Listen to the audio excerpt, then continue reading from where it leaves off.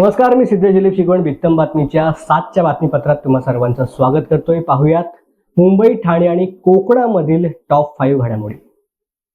महाराष्ट्राचे माजी आरोग्यमंत्री प्राध्यापक डॉक्टर तानाजीराव सावंत यांनी त्यांच्या कार्यकाळामध्ये महिलांसाठी आणि भाविकांसाठी उल्लेखनीय कार्य केले. त्यांनी नवरात्र उत्सवादरम्यान लाखो भाविकांसाठी मोफत आरोग्य तपासणी शिबिरे आयोजित केली आणि अनेक महिलांना आरोग्य सेवेचा लाभ मिळवून दिला. तसेच त्यांच्या माता सुरक्षित तर घर सुरक्षित अभियानामधून राज्यभरात 4 कोटी महिलांची मोफत आरोग्य तपासणी आणि मोफत उपचार करण्यात आले. महिला सक्षमीकरणासाठी त्यांनी स्वखर्चाने क्रांती महिला उद्योग समूहाच्या माध्यमातून धाराशिव जिल्ह्यामध्ये 30,000 महिलांना रोजगार उपलब्ध करून दिलाय. तसेच महिला बचत गटांना देखील मदत केली. त्यांच्या या कार्याचा आदर व्यक्त करण्यासाठी तुळजापूर येथे 1,500 महिलांनी महाराष्ट्राच्या कुलस्वामिनी आई तुळजाभवानी चरणी प्रार्थना आणि महाआरती केली. महिलांनी मुख्यमंत्र्यांना आणि उपमुख्यमंत्र्यांना विनंती केली की प्राध्यापक डॉक्टर तानाजीराव सावंत यांना पुन्हा मंत्रिमंडळामध्ये आरोग्यमंत्रीपदाची जबाबदारी द्यावी. तुळजाभवानीच्या चरणी केलेली ही प्रार्थना सावंत यांच्यावरील विश्वास आणि प्रेम दाखवते. राज्य शासनाने त्यांच्या अनुभवाचा सन्मान करावा अशी आता सर्वत्र मागणी होत असल्याचं पाहायला मिळतंय. महाराष्ट्राची कुलस्वामिनी आई तुळजाभवानीच्या चरणी प्रथम नतमस्तक होते.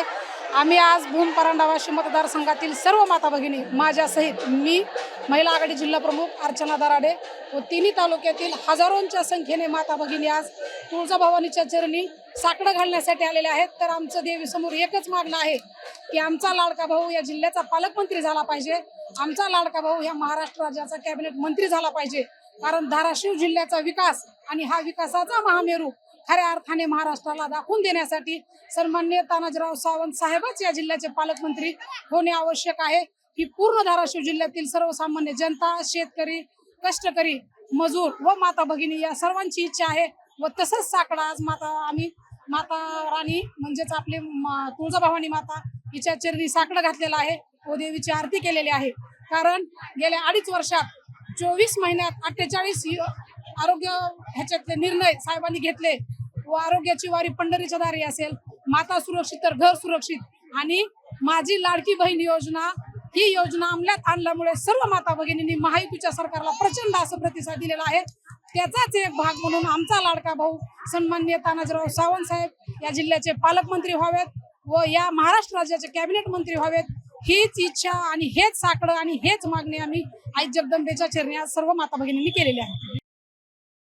ईव्हीएम विरोधामधील लढाईला मूर्त स्वरूप देण्याच्या दृष्टिकोनामधून आज दिल्लीमध्ये राष्ट्रवादी काँग्रेस शरदचंद्र पवार पक्षाचे अध्यक्ष शरद पवार यांच्या उपस्थितीत महाविकास आघाडीच्या पराभूत उमेदवारांची बैठक पार पडली. या बैठकीमध्ये ईव्हीएम विरोधामधील लढ्याची पुढची दिशा निश्चित करण्यात आली आहे. पुणे जिल्ह्यामधील पराभूत उमेदवारांनी आज शरद पवार यांच्या निवासस्थानी जाऊन त्यांची भेट घेतली. यावेळेला झालेल्या बैठकीमध्ये काँग्रेसचे नेते बाळासाहेब थोरात, राष्ट्रवादी काँग्रेस शरदचंद्र पवार पक्षाचे पराभूत उमेदवार प्रशांत जगताप, अश्विनी कदम, सचिन दोडके, अशोक पवार, काँग्रेसचे संजय जगताप, अविनाश बागवे यांच्यासह नवनिर्वाचित आमदार उत्तम जानकर देखील उपस्थित होते. या बैठकीनंतर प्रशांत जगताप यांनी सविस्तर माहिती दिली. पाहूयात. मागच्या 20 दिवसावर जो निकाल लागले त्या निकालाच्यावर माझ्यासहित कोणाचाच विश्वास नाही अशी परिस्थिती आहे. आणि महाराष्ट्रातली किंबहुना माझ्या 213 आडवसर विधानसभा मतदारसंघातली राजकीय परिस्थिती सगळ्यांना अवगत होती. असं असताना धक्कादायक निकाल लागले. या निकालाच्या माध्यमातून ईव्हीएम टॅम्परिंग होणे, व्हीव्हीपॅट मशीन टॅम्परिंग होणे या सगळ्या गोष्टी पुराव्यानिशी आम्ही या ठिकाणी समोर आणत आहोत. त्याच्या पलीकडे मतदार यादीमध्ये झालेला घोळ आणि एकूणच प्रशासकीय व्यवस्थेच्या माध्यमातून ही सगळी यंत्रणा ताब्यात घेण्याचा झालेला प्रयत्न या सगळ्या गोष्टी आम्ही सकृतदर्शनी सुप्रीम कोर्टासमोर मांडणार आहोत. सुप्रीम कोर्टाचं एक जजमेंट आहे 2023 ज्याच्यानुसार ज्या व्हीव्हीपॅटमध्ये आणि ज्या ईव्हीएम मशीनमध्ये आमचं मतदान हे मतदारांनी नोंदवलेलं आहे तेच मतदान मोजण्यात यावं. दुर्दैवाने त्या एसओपीचा वेगळा अर्थ निवडणूक आयोग लावतोय आणि ते मॉकपोल करण्याच्या संदर्भात सूचना देतात. मी तर 12,74,000 भरलेत, माझ्यासहित सगळ्याच उमेदवारांनी भरलेत. एक प्रकारे आमची थट्टा करण्याचा प्रकार हा इलेक्शन कमिशननी कुठेतरी केंद्र सरकारच्या माध्यमातून चालवलेला आहे आणि म्हणून त्याच्यावर दाद मागण्यासाठी आम्ही सुप्रीम कोर्टात आलेलो आहोत. आम्ही आमचा झालेला पराभव हा जनतेने दिलेला कौल नसून मशीनने दिलेला कौल आहे. तरी सुद्धा घटनेचा आदर ठेवून आम्ही या गोष्टी घेऊन पुढे चाललोय. पण इथून पुढे किमान स्थानिक स्वराज्य संस्था असतील किंवा पुढच्या लोकसभा विधानसभा असतील याच्यामध्ये सामान्य कार्यकर्त्याची थट्टा होऊ नये, या ठिकाणी झुंडशाही गुंडशाही जिंकू नये याच्यासाठीचा आमचा आलाडा आहे. आणि म्हणून आता आदरणीय पवारसाहेबांच्या निवासाने आम्ही आलेलो आहोत दिल्लीमध्ये. संध्याकाळी अभिषेक मनु सिंघवी साहेबांकडे आदरणीय पवारसाहेबांनी वेळ घेतलेली आणि याच्यामध्ये आम्ही हा लढा पुढे कसा न्यायचा कायदेशीर या संदर्भातली चर्चा किंवा तशा प्रकारचा विचार विनिमय नक्की होईल. बरोबर. पण या संदर्भामध्ये तुम्ही सुप्रीम कोर्टामध्ये कधी जाणार आहात? आणि आजच म्हणजे आज या ठिकाणी अभिषेक मनु सिंघवी साहेबांची वेळ घेतलेली म्हणजे तेच अपियर होतील आणि ते अपियर झाल्यानंतर या संदर्भात माझ्यासहित 22 उमेदवार आलेत. पुणे शहर, पिंपरी चिंचवड शहर आणि पुणे जिल्हा राज्यातले पण आम्ही सगळीच मंडळी नका या ठिकाणी याचिकेद्वारे या सगळ्या गोष्टीचं लक्ष वेधत आहोत. सिस्टीम नक्की बरबटलेली आहे, ती स्वच्छ करण्याचा आमचा प्रयत्न आहे. मंत्रिमंडळ विस्तार हा मुख्यमंत्र्यांचा अधिकार आहे. याबाबत मुख्यमंत्री देवेंद्र फडणवीस जो निर्णय घेतील तो योग्य निर्णय घेतील असा माझा विश्वास आहे, असं मत माध्यमांशी बोलताना आमदार चंद्रशेखर बावनकुळे यांनी व्यक्त केलंय.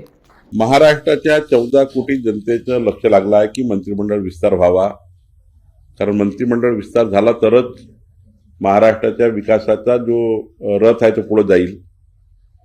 देवेंद्र फडणवीस जे मुख्यमंत्री आहेत आणि मंत्रिमंडळाचा विस्तार करणे हा मुख्यमंत्र्याचा पूर्ण अधिकार आहे. देवेंद्रजी सुजाण आहे, त्यांना कळतं की केव्हा केव्हा मंत्रिमंडळ केलं पाहिजे, लवकर करतील. आणि मंत्रिमंडळात कोण घ्यावं सुद्धा हे सुद्धा माननीय मुख्यमंत्र्याचे अधिकार आहे. त्यामुळं लवकरात लवकर मला वाटतं शेवटी 16 तारखेपासून नागपूरची विधानमंडळ आहे, अधिवेशन आहे आणि अधिवेशनामध्ये येणाऱ्या जनतेला आणि विदर्भातलं अधिवेशन आहे, तर विदर्भात संपूर्ण जनता आपल्या आपल्या कामं करण्याकरता अधिवेशन काळात येत असतं. त्यामुळे अधिवेशनापूर्वी सरकार योग्य निर्णय घेईल. बांगलादेशी हिंदूंवरती जो अत्याचार होतोय त्याबद्दल जाहीर निषेध व्यक्त करत बांगलादेशी हिंदूंच्या पाठीशी जगामधील हिंदू उभा आहे. आम्ही देखील त्यांच्या पाठीशी खंबीरपणे उभे आहोत. केंद्रात लवकरच योग्य तो निर्णय होईल असा विश्वास चंद्रशेखर बावनकुळे यांनी व्यक्त केलाय. बांगलादेशी हिंदूंच्या पाठीशी जगातला सर्व हिंदू उभा आहे, भारतातला हिंदू उभा आहे. संपूर्ण जनतेच्या तीव्र भावना आहेत. राऊत ते मजाकबाजी करतायत. हिंदूच्या भावना काय, तुमच्या माझ्या भावना काय? तर आपल्या सर्वांच्या भावना आहे की बांगलादेशी हिंदू आपला परिवार आहे, त्या परिवाराच्या पाठीशी आपण राहिलं पाहिजे. त्यामुळे जनभावना तीव्र आहेत. संपूर्ण देशाचा जगातला हिंदू पेटून उठलाय आणि याकरता संपूर्ण पाठिंबा मिळतोय बांगलादेशी हिंदूंना. आमचं सरकार, मोदी सरकार हे या संपूर्ण घटनाक्रमावर त्या ठिकाणी योग्य पद्धतीने, शेवटी बांगलादेशमधल्या घटना आहे आणि त्या घटनेवर काय त्या ठिकाणी ठोस कारवाई केली पाहिजे याकरता आमचं सरकार जागृत आहे. आणि निश्चितपणे मोदीजी आणि आमचं परराष्ट्र मंत्रालय योग्य पद्धतीने या ठिकाणी या घटनाबद्दल नोंद घेत आहे. त्यानंतर त्यावर योग्य कारवाई होईल. शेवटी केंद्र सरकारचा विषय आहे, त्यामुळं निश्चितपणे आमच्या भावना केंद्र सरकारला आणि सर्वांनाच कळल्या आहे. यावर ठोस कारवाई होईल असं मला वाटतं.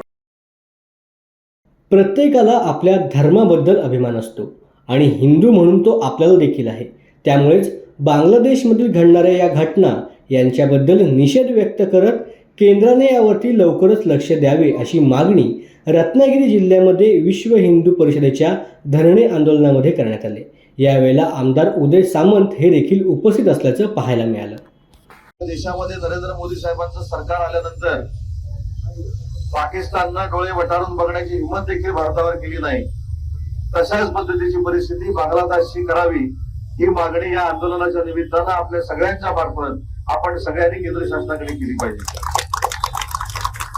आणि शेवटी प्रत्येक धर्माच्या माणसाला प्रत्येकाच्या धर्माबद्दल अभिमान असतो, तसा आपल्याला देखील हिंदू म्हणून आपल्या धर्माचा अभिमान आहे.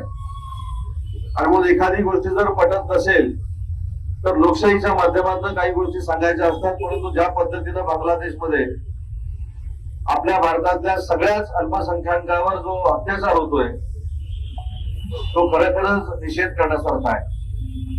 आणि या आंदोलनामध्ये अजून एक सप्रेसाहेब मला इथे सांगितलं पाहिजे, काल जो कर्नाटकमध्ये एक प्रकार घडला तो देखील निंदनीय आहे.